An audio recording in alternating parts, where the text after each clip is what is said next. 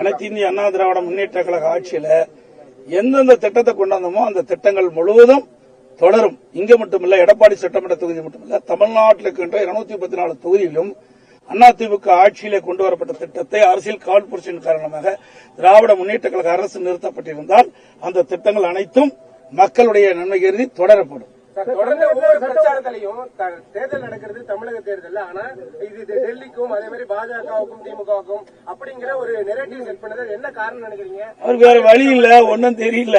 நடக்கிற தேர்தல் சட்டமன்ற தேர்தல், டெல்லியில பார்லிமெண்ட் தேர்தல், சட்டமன்ற தேர்தல் தான் நடக்குது.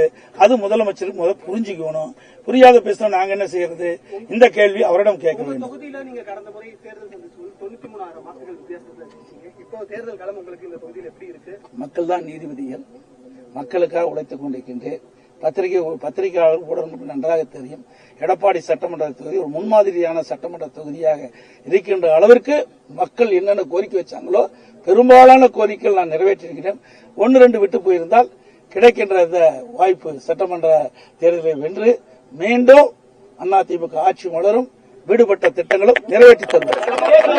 இன்னும் சொல்ல போனா 100 அடி திட்டம் வேண்டுமென்றே திட்டமிட்டு நான் எந்த இடத்துல அடிக்கல் நாட்டினோ அந்த இடத்துல இன்னும் தண்ணி வரல. எவ்வளவு சோதனை வேதனை.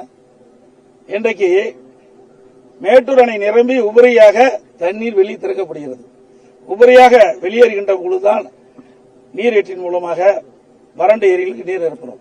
ஆனா இந்த ஆட்சி வந்த பிறகு வேண்டுமென்றே திட்டமிட்டு எடப்பாடி சட்டமன்ற தொகுதி மட்டும் பல சட்டமன்ற தொகுதிக்கின்ற ஏரிகள் நீர் நிரப்பதை அரசியல் காழ்ப்புணர்ச்சி காரணமாக நிரப்பாமல் திட்டமிட்டு புறக்கணித்தது.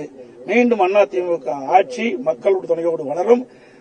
எடப்பாடி சட்டமன்றத்தில் இருக்கிற மக்கள் மீண்டும் எனக்கு ஒரு நல்ல வாய்ப்பை தருவார்கள் என்ற முழு நம்பிக்கை எனக்கு இருக்கிறது. நான் வெற்றி பெற்று சட்டமன்ற உறுப்பினர் ஆனவுடன் இந்த நிலுவையில் உள்ள பணிகள் எல்லாம் முடித்து மக்கள் பயன்பாட்டுக்கும் விவசாயிகளுடைய நன்மைக்கும் நாங்கள் செயல்படுத்துவோம்.